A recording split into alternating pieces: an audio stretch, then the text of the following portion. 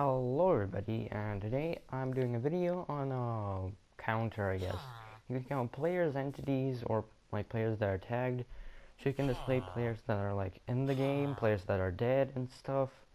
Or you can just count entities, like in the example. So as you can see, it says villagers 3, and if you can count, there is 3. Unless you didn't go to elementary school yet or something. But if I kill one, sorry. Then you see it says 2, and now it says 1, and now it says 0. So then if I spawn them in, see there's 5, and if I just spam a lot, I put the maximum up to 10, but I think the maximum you can put is like up to infinity, I think. So my counter cannot go farther than 10. You can make yours go farther. I mean, of course, if you want to. Now the counter is going down, and you cannot break this actually. So yeah, I might show you an example of how it can be used to track players that are alive and dead in a mini game. Like maybe hiders and seekers, as you can see, and that's the last one actually. Yeah, so to make this, it's actually really simple.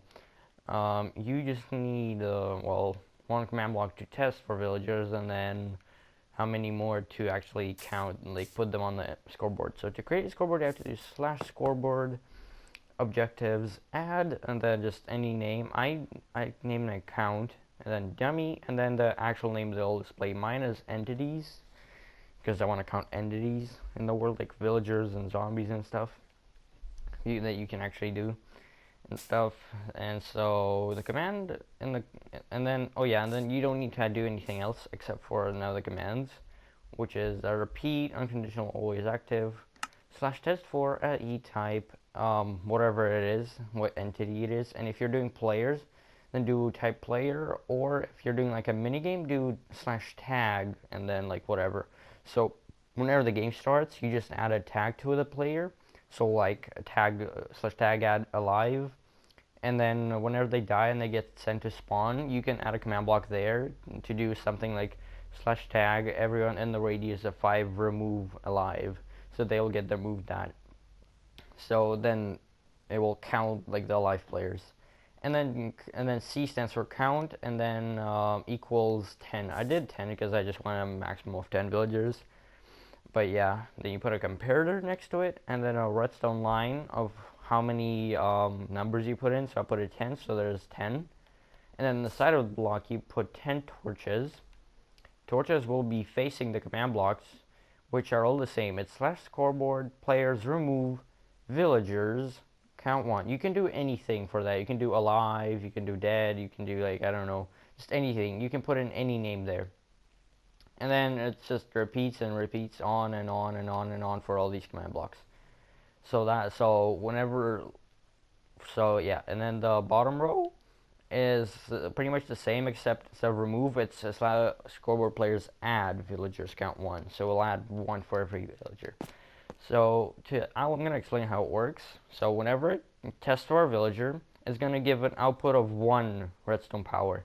It's going to power that. It's going to disable the torch, which doesn't affect this at all, and it's gonna activate this command block, which will add 1 to it. So if I spawn 1 in, as you can see, the torch is turned off and that block is activated.